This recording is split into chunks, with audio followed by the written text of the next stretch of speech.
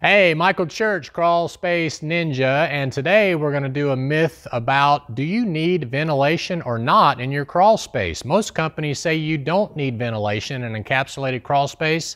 Stay tuned.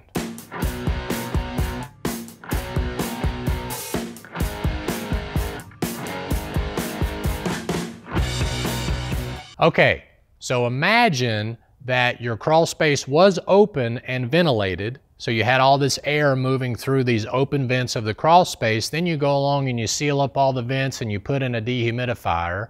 Well, if you're in a place like here in Knoxville, Tennessee, or in Charlotte, North Carolina, or Nashville, where you have radon and soil gases in the crawl space, sealing up all those vents only causes that radon and soil gas to go up into your home.